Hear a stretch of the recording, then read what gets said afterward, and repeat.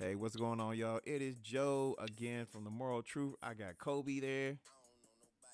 Yeah, it's Kobe out here from the East Coast. Hitting you guys again. Hope you all have a wonderful Tuesday. I know Monday we got past it already. Now it's Tuesday, but hope you all have a wonderful day. All right, y'all. Now we got a open discussion going on because we got to call in. We got my man Rod is on the line. Rod, where you at? Hey, how you doing, man? I'm in Yuma, Arizona, over here in the Wild Wild West. This man's in the Wild Wild West. Hey, and he got that great shoulder on top of his head. So I reached out to him because we were talking about, and I sent him the first clip of part one of leadership, and we already did part two. But part three, we getting some outside info in. So Rob, what do you think about that first clip where we talked about that I sent you about that leadership part one? What were some key values in there? And can you kind of give me a basis of how you feel about it? Hey, I was listening to it and I was trying to look at the way I lead and the way leadership that I was growing up from, and I think you guys are dead on. Uh, it's easy, like to say you're a leader, but it's like everybody wants to be a leader until it's time to lead. Yeah, exactly. We said that too, and I think we end up part two with saying, you know, how do you feel? Can leadership be taught in a classroom environment? Because somebody brought this up to me, and me and Kobe talked about this too. Is that young guy was like, hey, I want to learn how to lead. You think this can be taught in a classroom environment? I said no. Kobe, what did you say about it? Yeah, I said definitely not. I mean, it's more experience gained over time, and then we also talked about in part two how you gotta sit there, and it really just comes from within. I mean, it's something that I think is instilled in all of us. If you are a leader, like not everybody's cut out to be a leader, but if you are, a leader and leader type material, I mean, it's kind of instilled in you. It's there, it's in your heart. Yeah, Rob, what do you think about that? Do you honestly think we gonna put somebody in the auditorium, 8 week course, give them a little cert, slap them on the back? Hey, you a natural born leader. You think that evolution works? I tell you what, to some extent, it gives you a basis on what to do to become a leader, but you're definitely right. It's all experience. It's all experience. I mean, I always say that all these psychiatrists and stuff, they can read all the books they can and try to figure people out, but unless you walk through their shoes, it's not the same thing. And I feel it's the same way as a leader. Is that unless you like experience it, you're not gonna really know. Exactly. You're really not. And to carry out that, so part two, Kobe, what we talk about in part two, that kind of struck some insight on us. I mean, we really just hit that, like we talked about in part two, how you can lead a horse to water and you can't make them drink. I mean, it's the same working with your personnel. I mean, you can give them all the tools in the tool shed, and you can give them all the, hints, tips, and tricks. But at the end of the day, I mean, if they drink or not, that's going to be up to you to decide, if they're hitting the targets, hitting the mark, and they're doing really well from the work center or the workplace. And if they're not, then you need to change the watering hole. You know what I mean? You gotta put them somewhere else that they might be more successful. But you got to know when is the right time, and you got to know if you've done everything that you can do as a leader to make them successful. And again, that comes from experience base. But you also, like we talked about in part two, it really hit pretty hard on how you can't be you can't be selfish. You got to like have a heart and put yourself out there and really make sure that you're following up with your people and that that they're doing the best that they can in the position that they were put into. And if they're not, you got to make the best decision for them. That's what a leader does. That's why I said you got to have heart. Now, Rob, man, let me ask you this: when did you feel like you became a leader? What point or pinnacle in your career that you felt like you had leadership down packed? When was this?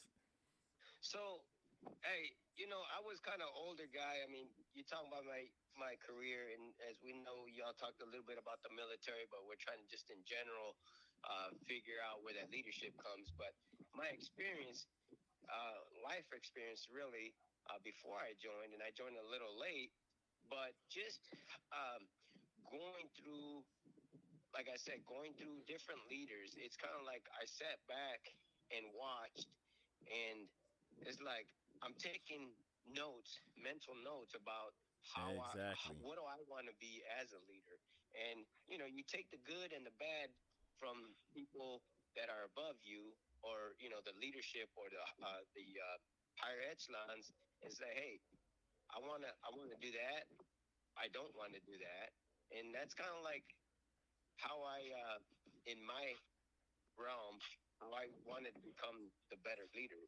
It's tough. I'm telling you. I mean, you know as well as I do that people are gonna show that leadership when other people are looking, because they want to make themselves look good. But is that really a leader? Yes, exactly. And then, right, man. So you saying you gain knowledge through observation and putting tools into your toolbox, but you have worked with others who couldn't lead, the lays out the bag of potato chips. Now, how do you feel about that? And they I'm sorry. and they may be in the same position as you. How do you pick up the slack for those who are not leading effectively? Man, like I always, talk to you personally and stuff. I don't worry about those other people, honestly. What I worry about is my underlings, the people that look up to me. So for to answer your question is, I don't even pay attention to what they do, because they're already set in their own ways. So for them not to put the extra effort to the young adults and stuff, it's a lost cause. So it's kind of like you put yourself in a position is, what am I going to do to break that trend? What am I going to do to make that person below me a better person, or develop them as a leader? Right, right. Kobe, you got anything for Rod? Yeah, I would just say, I mean, I got a couple things I could hit on, but I would say most importantly, Rod, how do you? So if you're saying that you can see that they're not leading effectively, or maybe they're not hitting the wickets that you're hitting, or whatever. I mean, yeah, we could all say maybe it's just your personal preference to be a certain way with the individuals, but how do we let those people that we would call, I guess, a bad seed, or maybe not such an effective leader that's making a change in the workplace? Nope. How Go do ahead we and say allow it. them to Yes, stay? man. I mean, morally, we know they're not right. Morally, we know they're not wrong, but we don't say anything. So why is that? You know what? That's a great question. I ask myself all the time. And I tell the people, if you're not about leading, if you're not about developing and making people better, then why the heck stay? And I have no answer to that question, honestly, because there's people that have been in this business 20 plus years and do the minimum. So it's kind of like, I guess what I could say is, like I've always mentioned, or I've always thought to myself, is that I want to get to that position so I can make the difference. I want to, get to the next level so I can be that better leader. So it's just, I guess, the way it's going to be until either they retire, or, they're not needed anymore. Okay, so you would say that your reach then is you just try to make changes, wherever you can, just in hopes that the new leadership that's going to arise is the way it should be, and that the higher echelon is just kind of going to be stuck in their old ways until they weed out. Exactly. That's pretty much what happens. Okay. Oh, okay. That's pretty much all I got, Joe. I mean, Yeah. Hey, man. So as we say that too. Hey, Rod. So we also brought up. I want to get your take on. We also, seen some things too, and we based it off of male and female. And I said in part two, basically, for some odd reason, our females in the workplace, anywhere they work, they're pretty much they're better at expressing, how they feel. Like they don't hold back. They refuse to be the yes woman, the yes man. They're more like an attacker. Now, I also brought up that I feel like they do this maybe because women in the workplace who are in leadership positions are striving to work against the ends, and they're striving to work against the criteria, oh, she's a female, X, Y, and Z. But I don't believe that. I believe that, hey, they're doing the thing just like me. They're doing the thing just like you, but they can be better because they will honestly say what they have to say. That you asking? So, as far as that, I'm telling you, competition is competition, and you know what? The females have come a long way. We all know that, and you Yep. know what? They're just as good as any guy out there trying to make it. I Yep. applaud them. I applaud them because you know what? All to try to get the equality and for what they're doing. Hey, sometimes some females are better leaders, as we say, than some of the males. So you know Exactly. what? Have at it. Exactly. Exactly. Yes, I have witnessed that also, and I mean, like I said, part two, will give him mad props. Kobe said the same thing. It's just I feel like I mean, we don't get too many of them come through sometimes, but hey, the ones you do get, I think they can affect change better than some of the males, because like I told Kobe, Rod, is some of these males are very timid. You know this, you've seen it. Very timid, won't say anything. They're gonna hide behind, saying their necktie, collared shirt, work jumpsuit, etc. But that female leader, she's gonna probably be a little bit more in depth about knowing her personnel, and if something's wrong, she is gonna make sure it gets fixed. You know, it's almost like it's almost like being the mom of, I don't like to use that term, being the mom of wherever she works, because she's not taking the mom, she's the boss. But I just feel like they do a good job, a really good job of handling the issues, and some males just can't relate. Yeah, I would say they wear that pride really well. Yeah, exactly, exactly. Definitely. So, Rod, I got one little last question for you, man. Yeah. I know you worked on different coasts. You did some work on the East Coast. You did some work on the West Coast. Think you're going back to the Midwest here to work. So, I mean, you pretty much have worked everywhere. You say you came in late. Just to give you guys a little brief synopsis of Rod.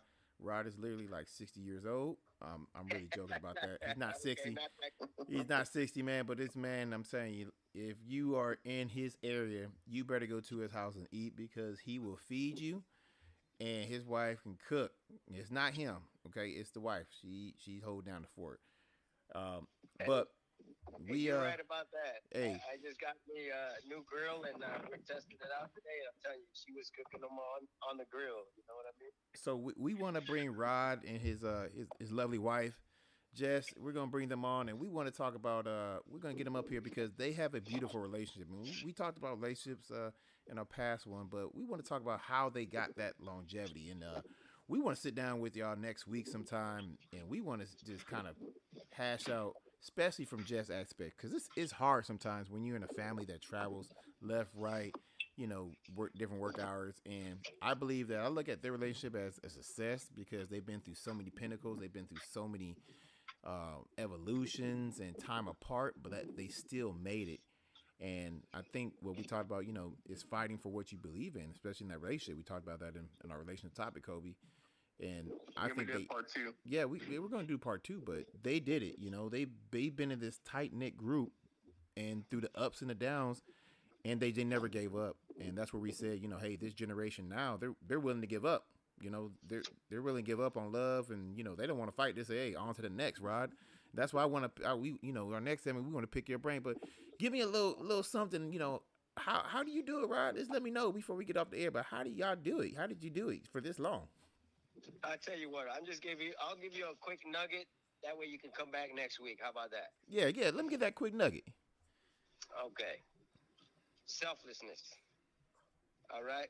And we'll get into some more detail about it. And but yeah, you gotta be able to do everything for the other person and not yourself. Exactly. Hey, Rod, I appreciate you taking that time out on the grill today to come talk to us. Hey, y'all, once again, it's Joe from the Moral Truth. Kobe, we're going to head out. What you got? I would just say 100%, everything that we talked about with the leadership. I mean, this is part 3 now. Are we going to do a part 4? Oh, you never know. We're going to probably get some more kickback. We probably hit a part 4. it never ends for we that got one. part 4 coming for you. I mean, there's always something else that we can tag on for Exactly. leadership. But yeah, I would definitely say just, freaking get out there and lead the best that you can, and try to always make sure that you're making others around you better as a leader. Exactly, exactly. Hey, y'all, once again, thank you for listening to the podcast. We're trying to bring more guidance, more knowledge, and just overall some good hype and blessings to y'all. Y'all stay blessed out there. Keep on grinding, keep hustling. And I look forward to dropping the next podcast. And we look forward to getting some questions and comments from y'all. Once again, stay blessed, y'all. I love you. All right.